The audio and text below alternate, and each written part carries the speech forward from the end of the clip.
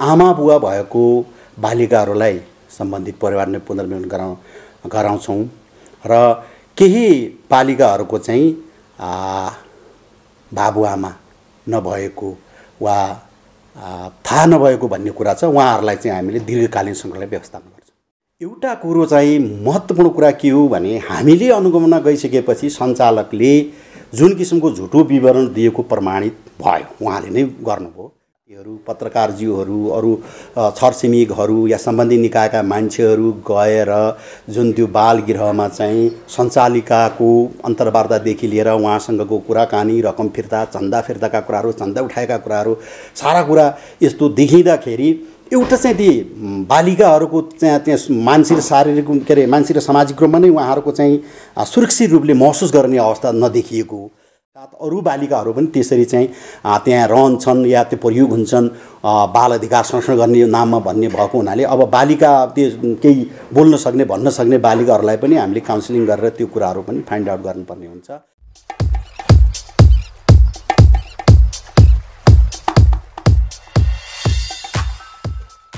Sir, यहाँलाई स्वागत गर्न चाहन्छु। धन्यवाद। जुन यो केस एउटा बाल गृहको केसले यति बेला सामाजिक सञ्जाल सञ्चार माध्यममा तरङ्ग छाएको छ। तपाईँले उद्धार गरिसकेपछि बालबालिकाको अवस्था के छ, कहाँ राख्नु भएको छ र कस्तो छ अवस्था, यो बताइदिनु पर्ने हुन्छ जनतालाई। केयर बाल गृहको जुन एउटा शिशु फेला पारेर सामाजिक सञ्जालदेखि लिएर जुन किसिमको यो एउटा सूचना जानकारी परिषदलाई प्राप्त भएपछि परिषदले केयर बाल गृहको अनुगमन साउन 13 गते पनि गरेको थियो र त्यसपछि हिजो हामीले अस्ति भनौँ 21 गते हामीले त्यो त्यहाँबाट चाहिँ बालिकाहरूलाई चाहिँ उद्धार गरेका छौँ। कुरो चाहिँ के भयो भन्नुहुन्छ भने बाल गृहको जुन सञ्चालिका हुनुहुन्छ उहाँले त्यो शिशुको बारेमा पछिल्लो पटकको उहाँहरूकै भनाइबाट चाहिँ झुटो विवरण र गलत नियतका साथ शिशुलाई लिएको र बुझाएको भन्ने कुरा भइसकेपछि जुन हाम्रो प्रचलित बालगृह सम्बन्धी मापदण्ड छ, कानुन छ र त्यसबाहेक सामाजिक सञ्जाल जोले त्यो सूचनालाई प्रचार प्रसार गरेका थिए त्यो सहयोगदेखि लिएर त्यो झुटो बोलेको सन्दर्भमा बालगृहमा भिड त्रासको कुरा एकपट्टि रह्यो भने अर्कोपट्टि त्यहाँ बालिकाहरूलाई स्याहार गर्ने कर्मचारीहरू कुनै पनि कार्य नरहेको अवस्थामा ती बालिकाहरूलाई यस्तो किसिमको एउटा मानसिक र सामाजिक नकारात्मक असर पर्ने अवस्थाबाट बचाउन र केही अनुसन्धानका कुराहरू शङ्कास्पद देखिएको हुनाले वास्तविक कि बालिकाहरू बालगृहमा राख्नुपर्ने अवस्था हुन् कि होइनन् त्यस सम्बन्धी पनि हामीले बालबालिकाको संरक्षण र प्रवर्धनको लागि बुझ्नुपर्ने भएको हुनाले उद्धार गरेर हामीले अस्थायी संरक्षण केन्द्रमा राखेका छौँ र सबै बालिकाहरूको एउटा हामीले एसेसमेन्ट मूल्याङ्कन गरिसकेपछि आमा बुवा भएको बालिकाहरूलाई सम्बन्धित परिवारले पुनर्मिलन गराउँछौँ र केही बालिकाहरूको चाहिँ बाबुआमा नभएको वा थाहा नभएको भन्ने कुरा छ, उहाँहरूलाई चाहिँ हामीले दीर्घकालीन सङ्कटलाई व्यवस्थापन गर्छौँ। नेपाल सरकारले व्यवस्थापन गर्छ।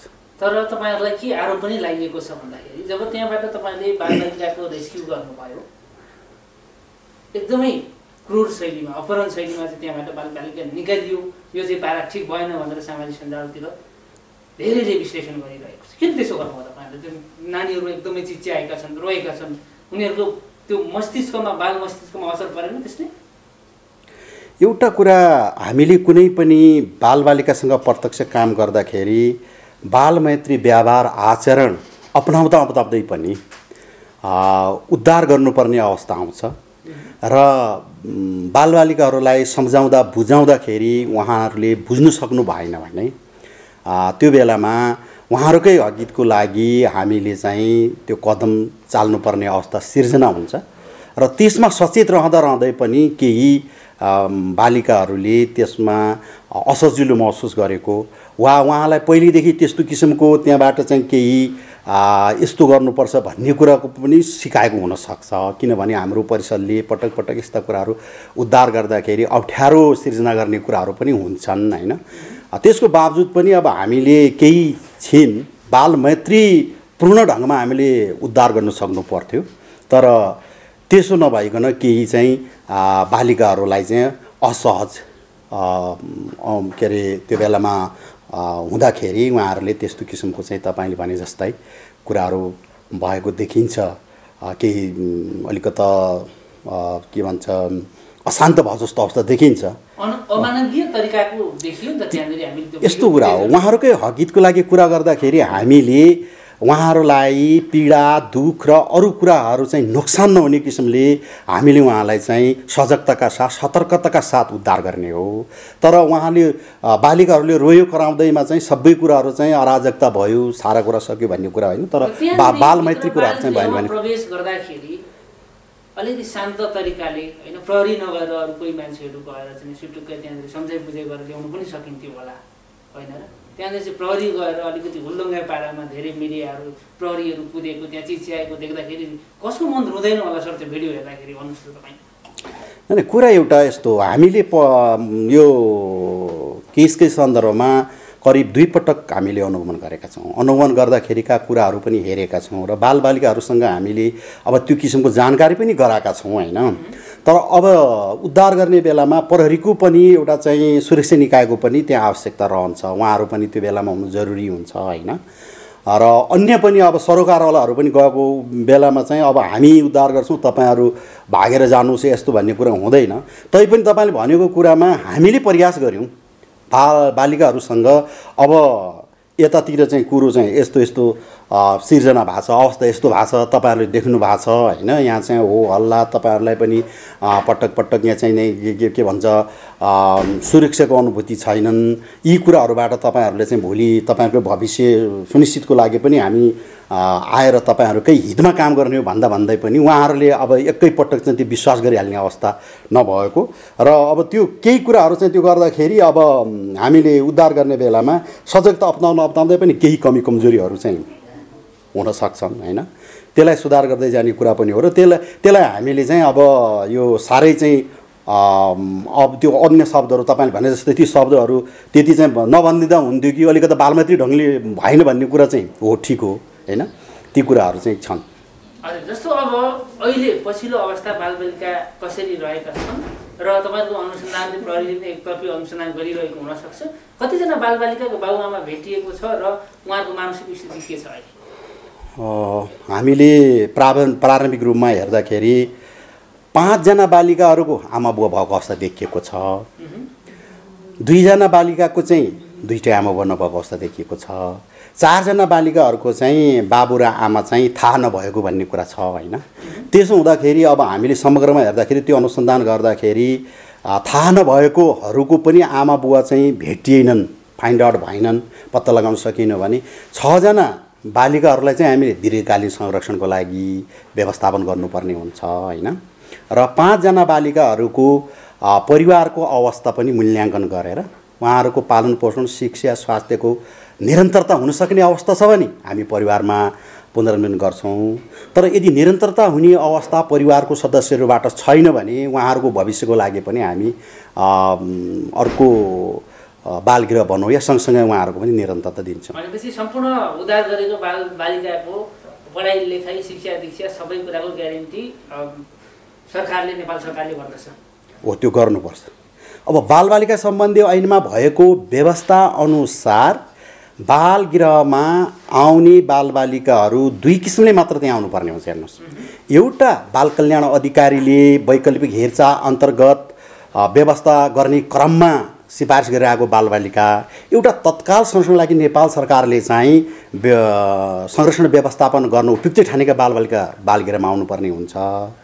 र अब यो कानुन कार्यान्वयन र मापदण्डका कुराहरू हामीले पालना गर्ने सन्दर्भमा यी परिपालना नभएको अवस्थामा हामीले त्यस्ता बालगृहहरूबाट उद्धार गर्नुपर्ने आवश्यकता रहन्छ, कानुनलाई कार्यान्वयन गर्नुपर्ने आवश्यकता रहन्छ। त्यो पनि बालबालिकाको सर्वोत्तम हितको लागि। बालबालिकाको सर्वोत्तम हितलाई हेरेर सर्वमान्य सिद्धान्त भनेको नै बालबालिकाहरू आमा बुवा र परिवारमा नै सुरक्षित हुन्छन्, उनीहरूको परिवारमा नै हित हुन्छ। अन्य सङ्घ संस्था या हक हित चाहने व्यक्तिहरूले पनि आमा बुवा परिवार छ भने, अभिभावक छ भने त्यही रहने वातावरण गरेर शिक्षा, स्वास्थ्य, स्याहार, पालनपोषण गर्नुपर्छ भन्ने मान्यता छ।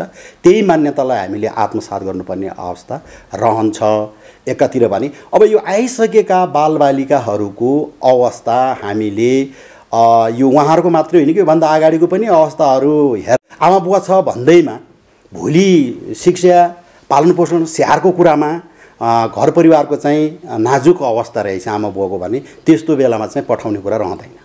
कतिजना चाहिँ नानीहरूको बाबुआमासँग सम्पर्कमा आउनु भएको छ। हामीलाई थाहा भएअनुसार उहाँको कोही बाबुआमा चाहिँ बाहिर अमेरिकातिर युएसतिर रहेको भन्ने जानकारीहरू पनि आएको छ। तपाईँलाई त्यस्तो केही जानकारी त्यो हुँदैछ। त्यसमा चाहिँ अहिले मैले चाहिँ यति आमा नभनौँ, त्यो कार्य भइसकेपछि आइसकेपछि पूर्ण विवरण आइसकेपछि हामी गर्नु। जस्तो तपाईँले त्यहाँदेखि बालगृहमा सिधै हस्तक्षेप गर्नुभयो कि बालगृहमा आधिकारिक रूपमा सञ्चालन नभएको हो या किन तपाईँले त्यसो गर्नुभयो? हो, तपाईँले भनेको कुरा कहाँ जोडिएको छ भने जुन शिशुको सम्बन्धमा कुराकानी भयो, जुन अवस्था आयो, शिशु त व्यवस्थापन भइसकेको थियो। ती बालिकाहरू त त्यहीँ थिए, तर किन उद्धार गर्यो परिषदले भन्ने सन्दर्भमा मैले यहाँहरूलाई 3-4वटा कुराहरू चाहिँ बताउँछु। एउटा कुरो चाहिँ महत्त्वपूर्ण कुरा के हो भने हामीले अनुगमन गइसकेपछि सञ्चालकले जुन किसिमको झुटो विवरण दिएको प्रमाणित भयो, उहाँले नै गर्नुभयो भनेपछि उहाँको नियत र उहाँको व्यवहार, उहाँले गरेका कुराहरूमा शङ्का गर्नुपर्ने अवस्था रहन्छ। त्यो रहँदै पनि जुन किसिमको चाहिँ यो हाम्रो मिडिया कर्मी साथीहरू, पत्रकारज्यूहरू, अरू छरछिमेकहरू या सम्बन्धित निकायका मान्छेहरू गएर जुन त्यो बालगृहमा चाहिँ सञ्चालिकाको अन्तर्वार्तादेखि लिएर उहाँसँगको कुराकानी, रकम फिर्ता, चन्दा फिर्ताका कुराहरू, चन्दा उठाएका कुराहरू, सारा कुरा यस्तो देखिँदाखेरि एउटा चाहिँ ती बालिकाहरूको चाहिँ त्यहाँ मानसिक शारीरिक के अरे मानसिक र सामाजिक रूपमा नै उहाँहरूको चाहिँ सुरक्षित रूपले महसुस गर्ने अवस्था नदेखिएको र त्योभन्दा पनि त्यहाँको जस्तो हामी अनुगमन जाँदाखेरि उद्धार गरेको दिनमा चाहिँ कर्मचारी पनि नरहेको अवस्था भनेपछि यहाँ 2 दिन 3 दिन 4 दिन 5 दिन भए पनि केही ढङ्गमा चाहिँ बालिकाहरूको चाहिँ तपाईँको खानाकै लागि पनि त्यहाँ चाहिँ उहाँहरूले बालिकाहरूले पाउँछ कि पाउँदैन कि भन्ने कुरा पनि भयो र मुख्य रूपमा अनुसन्धान केही गरेर हामीले अनुसन्धान भन्दा पनि हामीले विस्तृत रूपमा बुझेर उहाँहरूकै हकितको लागि काम गर्नु पर्यो यति भइसकेपछि भन्ने ढङ्गले चाहिँ हामीले उद्धार गरेर ल्यायौँ हैन। र यो उद्धार गर्नै पर्ने थिएनन्, किन उद्धार गर्यो भन्ने सन्दर्भमा कुरा उठ्दाखेरि मैले भनिसकेँ। अब यी बालिकाहरू चाहिँ वास्तविक अहिलेको प्रचलित कानुन अनुसार चाहिँ त्यहाँ राखिएका हुन् कि होइनन् कानुनी पाटो कुरा भयो।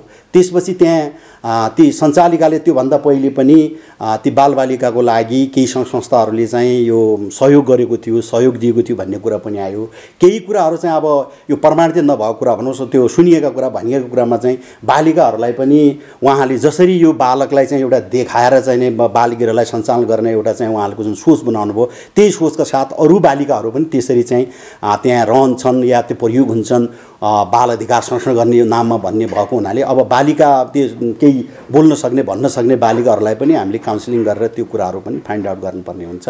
त्यसो भएको हुँदा हामीले बालिका भनौँ या बालबालिकाहरूलाई बालगृहमा राख्दाखेरि वास्तविक आवश्यकताका आधारमा बालबालिकालाई प्रयोग गरेर होइन कि आफ्नो क्षमता आफूले सक्ने कुराहरू हेरेर मात्र सञ्चालकहरूले पनि बालगृह सञ्चालन गर्नुपर्ने आवश्यकता हुन्छ। र नेपाल सरकारको जुन बालगृह सञ्चालन सम्बन्धी ऐन नियम र मापदण्डमा उल्लेख भएका कुराहरू छन्, नीतिमा उल्लेख भएका कुराहरू छन्, ती पनि उहाँले परिपालना गर्नुपर्छ। किनभने हामी सबै बालबालिकाको हितको लागि काम गर्ने कुरा हो। पालना आजको दिनसम्म आउँदा गर्नु भएको छ कि छैन? तपाईहरु समक्ष चाहिँ नेपाल सरकारको मान्यताहरू उहाँले अवलम्बन गर्नु भएको छ कि छैन? यस्तो कुरा हो होइन, उहाँले जुन अहिलेको घटनाको विकसित रूप लिँदासम्म उहाँले गरेन कि भन्ने कुरा हो। हाम्रो त्यो गरेन कि भन्ने कुरा हो। त्यो यो पुरा हामीले यसमा चाहिँ सबै जानकारीहरू प्राप्त गरिसकेपछि यसको चाहिँ निष्कर्ष निस्किन्छ र निस्किसकेपछि पनि अब मैले तपाईँ अवैध रूपमा चलेको रहेछ संस्था भनेर हो त्यो अवैध रूपमा चलेको होइन। पुष्टि अवैध रूपमा भन्दाखेरि तपाईँको यस्तो कुरा छ कि हामीले अवैधै भन्नुभन्दा पनि एउटा नेपाल सरकारको दर्ता हुने निकायमा होइन अनुमति सञ्चालनको लिएको छैनन् बालगृहले होइन। तर दर्ता चाहिँ ऊ चाहिँ सम्बन्धित निकायमा जिल्ला प्रशासनमा दर्ता भएको छ, म काम गर्छु भन्ने दर्ता भएको छ। तर त्यहाँ दर्ता हुने बित्तिकै संस्थाले कार्यक्रम सञ्चालन गर्न सक्छ, आफ्नो लक्ष्य उद्देश्य अनुरूप काम गर्न सक्छ होला। तर बालगृह सञ्चालन गर्न अनुमति लिनु पर्थ्यो। अनुमति लिने क्रममा उहाँ लगायत केही बालगृहहरू चाहिँ तपाईँको अनुमति नलिकन पनि सञ्चालन भएको अवस्था हो होइन। त्यसमा चाहिँ हामीले नेपाल सरकारको कानुन मापदण्ड अनुसार चाहिँ लिनुपर्छ भन्ने कुराहरू हामीले उहाँलाई चाहिँ अनुगमनको क्रममा उहाँहरूलाई बोलाएर भन्ने सन्दर्भमा पनि केही मापदण्डहरू हामी पुरा गर्दैछौँ, अहिले सकेका छैनौँ, हामीलाई केही समय चाहियो त्यस्तो भनेको हुनाले कानुन प्रक्रिया पनि अगाडि बढाउनु भएको छ भन्ने कुराहरू आएको छ। अब के कसरी अगाडि कानुनी प्रक्रिया यस्तो हामीले त्यसको यथार्थ विवरण यो छ भनेर मात्र दिन्छौँ हामीले होइन। त्यो कानुनी कारवाही गर्ने कुरा चाहिँ प्रहरीले गर्ने कुराहरू हो, कानुनकै पाटोले गर्छ होइन। अब हामीले त्यो खोज्दाखेरि चाहिँ जस्तो कि अब त्यहाँ प्रहरी पहिले नै इन्भल्भ भएको छ। प्रहरी त्यो तपाईँको शिशु गर्दाखेरि राख्ने बेलादेखि नै प्रहरी नेपाल सरकारको प्रहरी त्यसमा इन्भल्भ भएर चाहिँ उहाँहरूले निर्देशन दिनुभएको छ, त्यो अनुसार उहाँले राख्नु पनि पर्छ।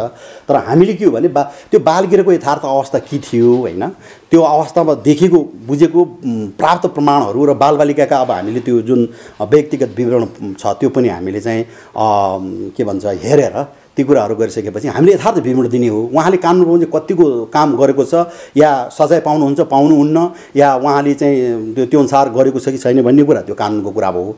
तपाईँलाई अर्को कुरा अब एउटा कुरा तपाईँलाई जिज्ञासा होला मैले भनिदिउँ, जस्तो उहाँको उद्धार गरिसक्यो अब चाहिँ नसक्यो भने त्यो बालिकाहरू उहाँले पालन पोषण गर्न फिर्ता हुन्छन् कि भन्ने सन्दर्भमा अब हो त्यो कुरा चाहिँ उहाँले जस्तो कि राख्नुभयो मैले पालन पोषण गर्न पाउँछु भन्ने कुराहरूमा हो भने अब अन्य व्यवस्था र अन्य कुराहरू र त्यस्तो अवस्था आए बाहेक परिषदले मलाई जहाँसम्म लाग्छ हाम्रो मापदण्डमा 10 सङ्ख्या 10 भन्दा कम छ भने बालगृह सञ्चालन गर्न चाहिँ हामीले अनुमति दिने कुरो रहँदैन, सहमति दिने कुरो रहँदैन।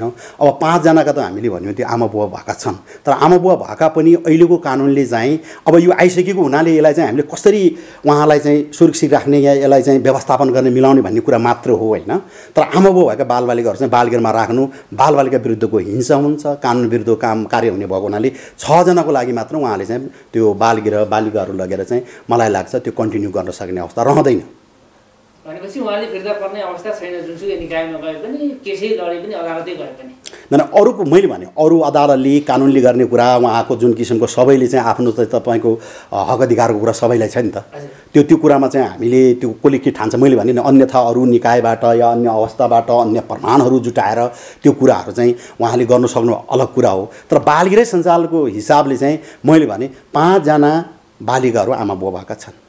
त्यो आमा बुवा भएका बालिकाहरूलाई चाहिँ हामीले व्यवस्थापन गर्छौँ, किनभने उहाँहरू 2-3 वर्ष कोही चाहिँ 1-1.5 वर्ष जति मात्रै भएको अवस्था देखिन्छ। 73 सालदेखिका बालिकाहरू त्यहाँ आएको देखिन्छ भने हामीले उहाँलाई चाहिँ त्यो बालगृह सञ्चालन गर्नलाई फेरि उहाँलाई चाहिँ फिर्ता गरेर सञ्चालन गर्नुहोस् भन्ने अवस्था चाहिँ रहँदैन भन्ने कुरा चाहिँ मैले अहिलेसम्मको अवस्थामा मैले त्यो राखेँ। हजुर जस्तो हामी अन्तिममा छौँ, अब चाहिँ नि उनले प्रक्रिया नपुर्याई सञ्चालन गरेको तपाईँले हस्तक्षेप गरेर उद्धार गरिसकेको अवस्था छ। यदि कानुनले उनलाई दोषी देखायो भने अहिलेको परिप्रेक्ष्यमा उनलाई के सजाय हुन सक्छ? तपाईँको यो कानुनले के भन्छ बालबालिका सम्बन्धी कानुन? बालबालिका सम्बन्धी कानुनमा तपाईँको उहाँले चाहिँ एउटा के भन्छ कानुन बाहेक बालगृहमा राख्न नपाइने भन्छ। मैले तपाईँलाई पहिले भने कानुन बाहेक भनेको बाल कल्याण अधिकारीले सिफारिस गरेका र नेपाल सरकारले संरक्षण गर्न आवश्यक ठान्ने सिफारिस गरेका बालबालिका मात्र बालगृहमा रहन्छन् होइन। र जबरजस्ती अनाथ घोषणा गर्ने काम पनि गर्नु हुँदैन भनेको छ। आमा छँदछ त्यो अवस्था एकातिर छ, आमाको पनि अधिकार एकातिर छ। हेर्नुहोस् व्यवस्थापन गर्दा त्यो ऐनमै व्यवस्था गरेको छ। के व्यवस्था गरेको छ भने जबरजस्ती गर्ने या हार्नताबाट त्यस्तो कुनै बालबालिका जन्मिन गयो भने आमाले यदि चाहिँ म पालन पोषण गर्न सक्दैन भने बाल कल्याण अधिकारीसँग निवेदन दियो भने त्यो विशेष आवश्यकता भएको बालबालिका हुन्छ र त्यो चाहिँ प्रक्रियामा गएर यसरी नै तपाईँको के अरे बालगृहसम्म पुग्न सक्ने अवस्था रहन्छ होइन। त्यसो भएको हुँदा अब अहिले मैले एक्ज्याक्ट हेरेर त तपाईँले चाहिँ सबै कुरो त त्यो मैले राख्न सक्दिनँ होला। तर त्यो कानुन बमोजिम बाहेक र त्यो अनाथ जबरजस्ती घोषणा गर्नेलाई मलाई लाग्छ कम 50,000 रुपियाँसम्म जरिवाना र केही महिना चाहिँ सजाय या दुवै हुन सक्ने भन्ने व्यवस्था त्यहाँ छ बालबालिका सम्बन्धी ऐनमा।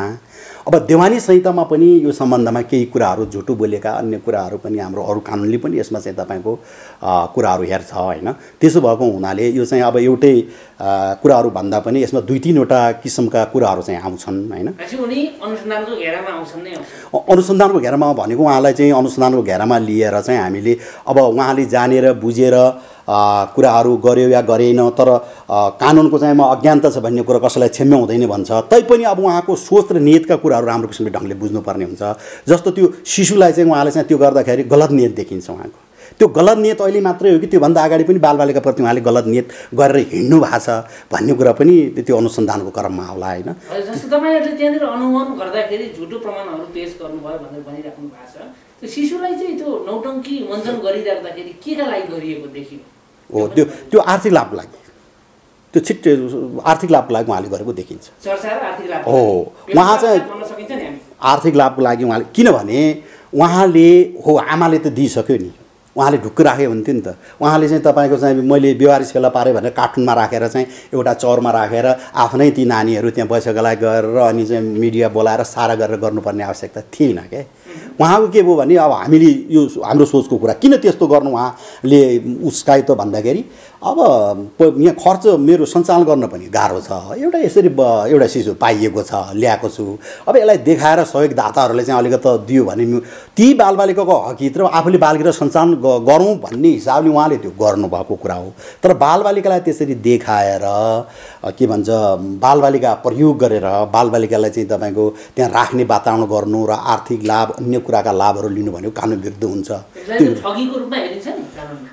ठगी भन्दा पनि मैले चाहिँ झुटो बोलेको भन्छु। अब त्यो कानुनका कुराहरू चाहिँ हेर्नुहोस् स्पेसिफिक रूपमा भने उहाँ एउटा झुटो त बोल्नै भयो। तपाईँको झुटो बोलेको के कुरा हुन्छ? त्यो झुटो त उहाँले झुटो विवरण दिनुभएको छ, झुटो बोल्नुभएको छ, आफैलाई झुटो साबित गर्नुभएको छ। उहाँले त्यो मलाई लाग्छ स्वीकार पनि गरिसक्नु भएको छ। अब स्वीकार गरिसकेपछि मान्छेहरूले कति क्षमा गर्छ के गर्छ भन्ने कुरा कानुनको कुरा हो।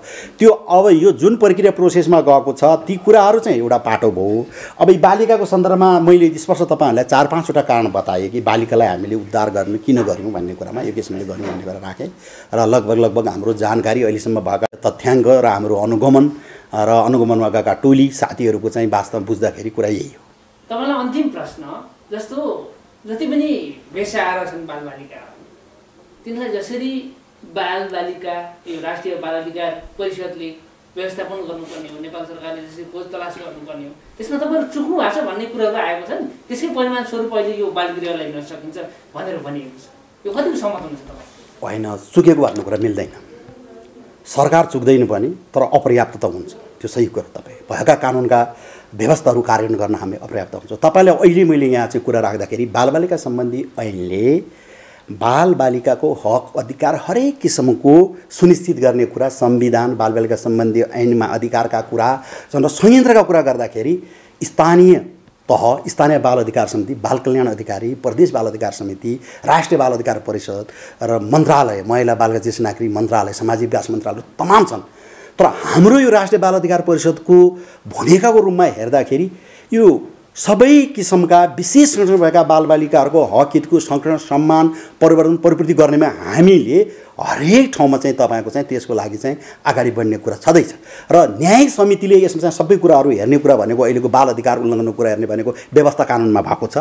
त्यो कुराको संरचनामा के अरे संरचना क्रियाशील गर्नमा अलिकति नियमावली हाम्रो अब लाग्छ मलाई हाम्रो नेपाल सरकारले नियमावली ल्याउँछ होला ऐनमा त्यो कार्यान्वयन गर्नलाई। त्यो आइ नसकेको अवस्था भएको हुनाले केही अप्ठ्याराहरू छन् र बाल गृह सञ्चालन सम्बन्धी पनि परिमार्जित ढङ्गमा यो सङ्घीयताको आकारमा के त्यस्तो भएको हुनाले आमा बुवालाई नै अहिलेको ऐनले त तपाईँको यो के मानेको छ भने जिम्मेवार छ। आमा बुवाले नै आफ्नो दायित्व पुरा गरेनन्, आफ्नो स्रोत साधन जुन क्षमता हुन्छ नि, हैसियत हुन्छ नि, त्यो अनुसार गरेन भने त बढीमा 50,000 रुपियाँसम्म जरिवाना गर्ने, 3 महिनासम्म कैद गर्ने त्यो व्यवस्था गरेको छ। तपाईँको सबै कुराहरू छन्। प्रत्यक्ष हामी यस्तो संलग्न हुने निकायहरूको पनि छ र राष्ट्रिय बाल अधिकार परिषदको भनेको राष्ट्रिय जिम्मेवारी हो। यसले चाहिँ एउटा तपाईँको राष्ट्रको जुन किसिमको एउटा एकीकृत नीति कानुन छ यसलाई चाहिँ तपाईँको चाहिँ हामीले चाहिँ कार्यान्वयन गर्ने वातावरण सृजना गर्ने हो। प्रदेश स्थानीय तहलाई चाहिँ तपाईँको यसमा चाहिँ सहयोग गराएर कार्यान्वयन गर्ने एकाइको रूपमा चाहिँ उहाँलाई स्थापित गर्नुपर्ने हो र स्वयं कानुन बमोजिम चाहिँ स्थानीय तह, स्थानीय बाल अधिकार समिति, प्रदेश बाल अधिकार समिति, बाल कल्याण अधिकारी सबैले आफ्नो दायित्व जिम्मा गर्नुपर्छ, के अरे पुरा गर्नुपर्छ। त्यसमा राष्ट्रिय बाल अधिकार परिषदले बालबालिकाको हक अधिकारको लागि तपाईँको सामाजिक संस्था हुन् या यो बालगृह हुन् या तपाईँको यस क्षेत्रमा काम गर्ने हाम्रो गैरसरकारी संस्था हुन्, सरकारी निकाय हुन्, उहाँहरूसँग हामीले चाहिँ सहजीकरण गर्ने, तपाईँको सहयोग गर्ने, सहकार्य गर्ने, होइन, प्रचार प्रसार पनि तपाईँहरू जस्तै सञ्चार माध्यमहरूबाट पनि भएका व्यवस्था कानुनका बारेमा जानकारी गर्ने। जस्तो अस्ति त्यो जानकारी हाम्रो पुष्पा म्यामलाई थाहा हुनु पर्थ्यो, जुन त्यहाँ सञ्चालिका हुनुहुन्छ। उहाँले चाहिँ अहिलेको कानुनमा के व्यवस्था छ, मैले कसरी बालक लिन सक्छु, के छ कानुनको व्यवस्था, 2 वर्ष भइसक्यो नि। तपाईँ कानुनको बारेमा उहाँले पनि जानकारी हुनुपर्छ र हामीले पनि उहाँलाई जानकारी नभएको बेला के छन् भने त्यो बारेमा हामीले पटक पटक उहाँ पर्नु भएन होला, तर बालगृहका सञ्चालकहरूलाई, बालगृह महासङ्घहरूलाई यो बारेमा जानकारी गराइरहेका छौँ कि बालबालिका सम्बन्धी ऐनमा यस्तो व्यवस्था छ, मापदण्डमा यस्तो व्यवस्था छ, आवश्यकता यो हो, सिद्धान्त यो भन्छन्। हामी सबै कुरा यो सँगसँगै हे तापनि केही कुराहरू कुनै बेलामा चाहिँ कन्फ्लिक्ट आउँछ, हाम्रो बुझाइ एक रूप हुँदैन, सम्बुझाइ हुँदैन, हामी यो गरौँ भन्ने कुरामा हामी निरन्तर रहन्छौँ। यस्ता समस्याहरू अब आएकोलाई चाहिँ हामीले समाधान गर्नुपर्छ र यिनीहरूलाई चाहिँ हामीले बालबालिकाको हक हितलाई सर्वोत्तम हित हुने जे कुरा हुन्छ त्यो कुरा हामीले गरेर अगाडि बढ्नुपर्छ। हुन्छ, अस्थायीको समस्या महत्त्वपूर्ण समय र जानकारीलाई धेरै धेरै धन्यवाद। धन्यवाद, तपाईँहरूलाई पनि धेरै धेरै धन्यवाद।